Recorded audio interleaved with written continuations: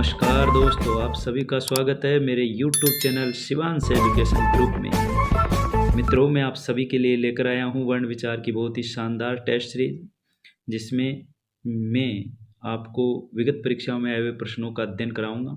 पहला प्रश्न है, उच्चारण की दृष्टि से ग व्यंजन का सही रूप होगा। ग व्यंजन क वर्ग का सदस्य हैं, इसलिए कंठे हैं। क से लेकर म तक के वर्ण स्पर्श व्यंजन कहलाते हैं, तो ये स्पर्श व्यंजन है।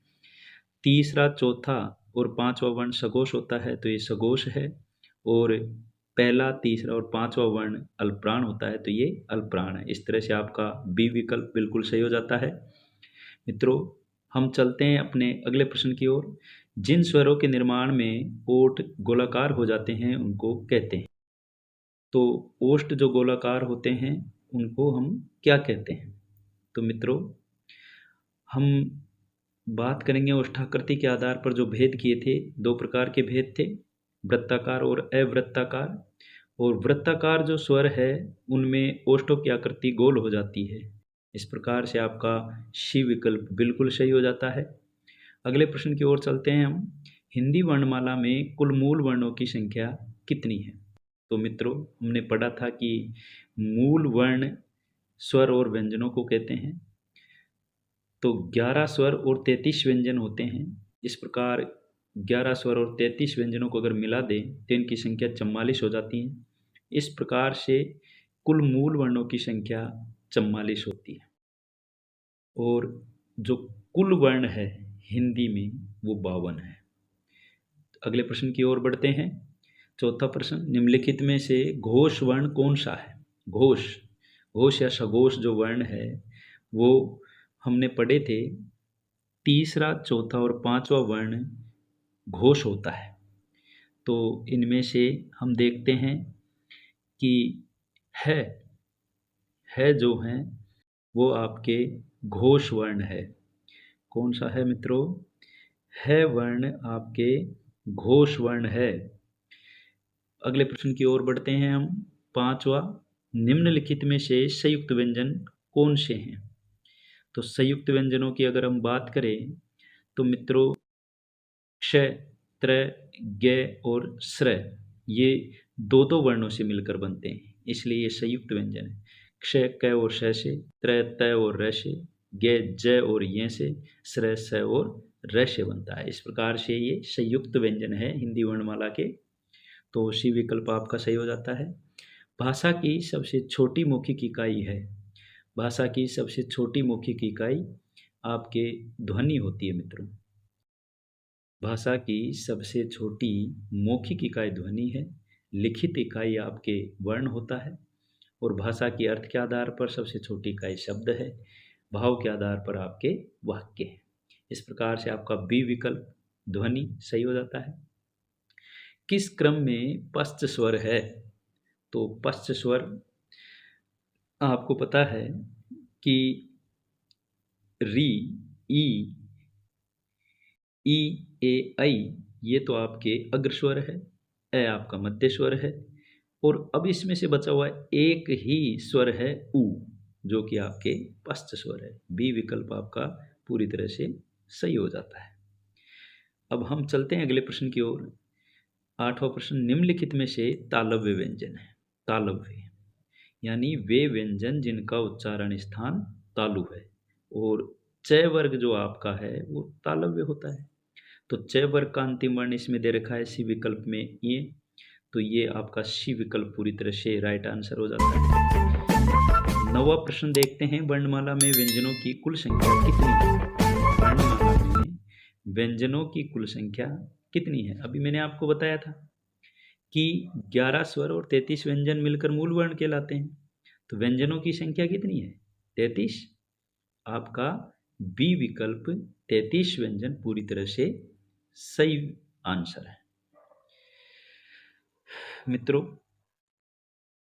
ये 10वां जो प्रश्न है, घ वर्ण का उच्चारण स्थान क्या होगा? तो उच्चारण स्थान में हम पहला ही उच्चारण स्थान जो हमने पढ़ा था कंठे, उसमें क्या था कि जो वर्ण कंठ से उच्चारित होते हैं, जिनका उच्चारण स्थान कंठ होता है उन्हें कंठे व्यंजन कहते हैं।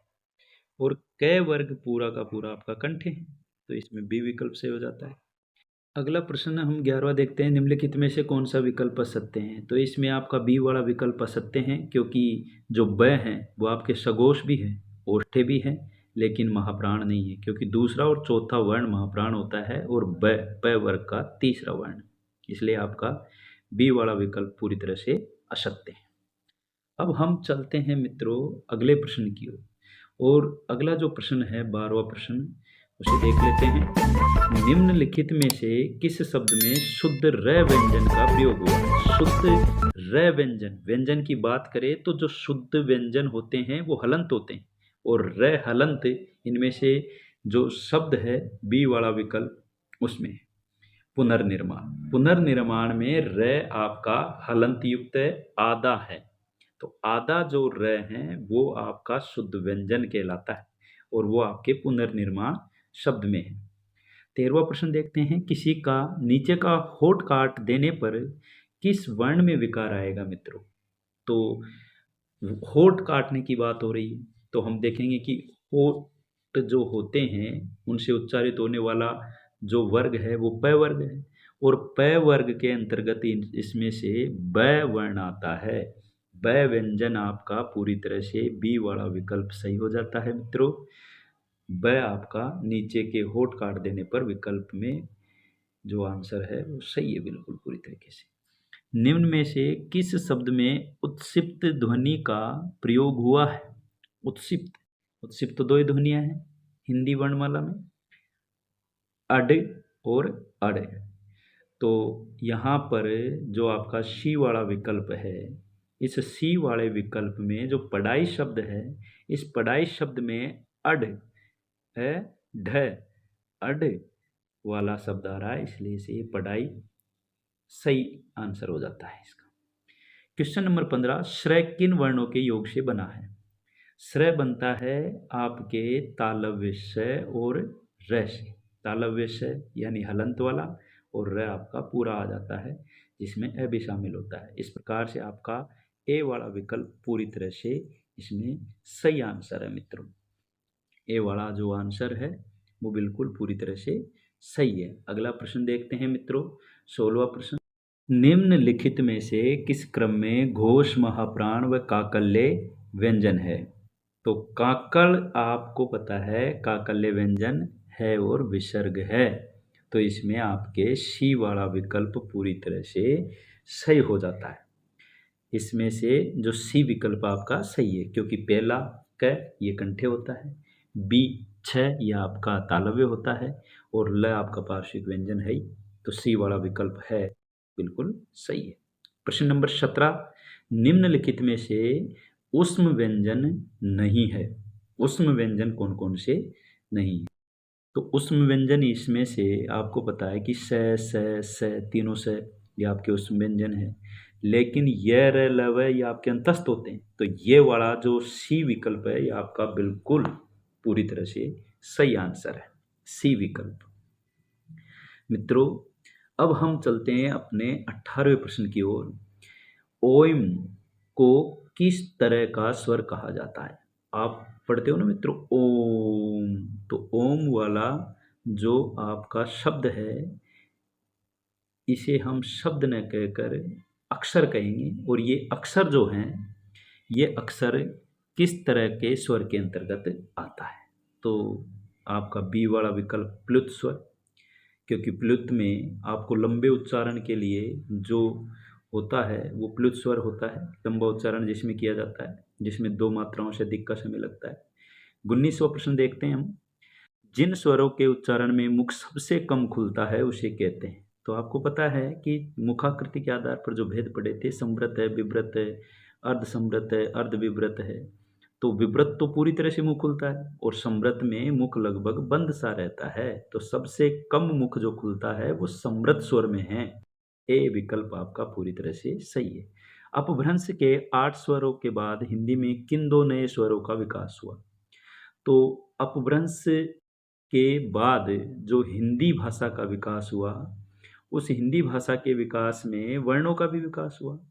तो वर्णों के अंतर्गत जो स्वर है उन स्वरों में हमारे जो नए स्वर देखने को मिलते हैं आई और औ।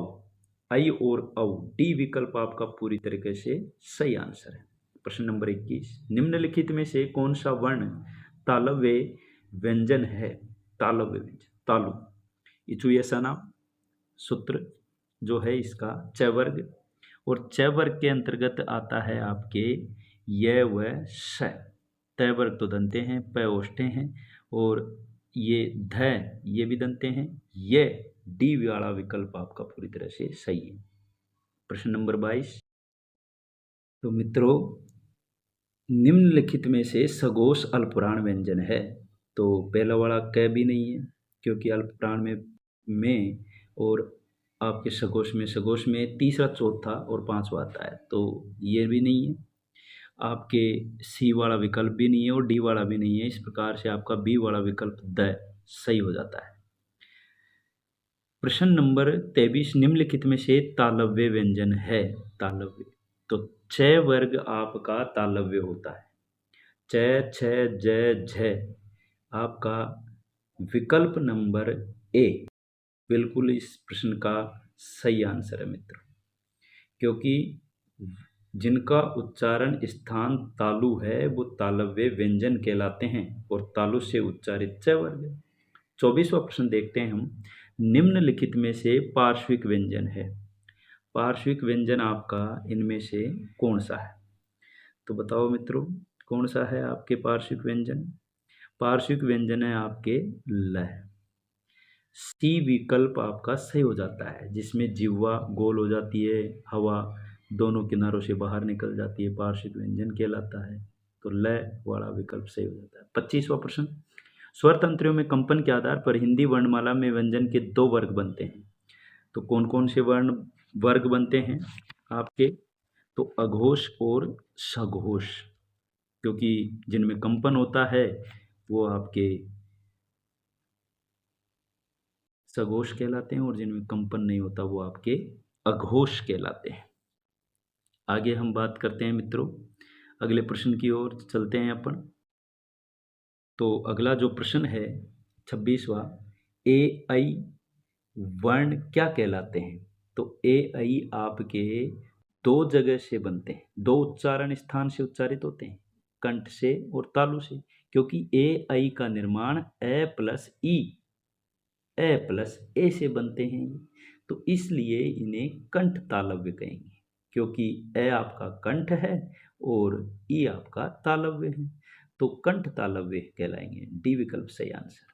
किस विकल्प में अघोष व्यंजन है? अघोष, तो अघोष व्यंजन की बात करें हम तो पहला दूसरा जो वर्ण है वो अघोष होता है, और साथ में स व स तीनों स आपके अघोष होते हैं। तो इसमें से आपका डी विकल्प स और श यानी तालव्य स और दंत्य स सही आंसर हो जाता है, डी विकल्प। 28वां प्रश्न देखते हैं, हिंदी वर्णमाला में आगत व्यंजन ध्वनियाँ कितनी हैं? तो मित्रों आगत व्यंजन ध्वनियाँ 5 है आपके, और इस प्रकार से जो 5 आगत ध्वनियाँ हैं व्यंजन ध्वनियाँ क, ख, ग, ज, फ, और एक आगत स्वर है ओ। तो इस प्रकार से बहुत ही अच्छी आपके सामने मैंने ये टेस्ट सीरीज प्रस्तुत की है। आप सभी को ये प्रश्न वर्ण विचार से संबंधित कैसे लगे? और मित्रों ये बहुत ही महत्वपूर्ण परीक्षा उपयोगी टेस्ट सीरीज है, आप सभी इसका अध्ययन अवश्य करें और पसंद आए तो लाइक, कमेंट व शेयर करें। Thank you very much.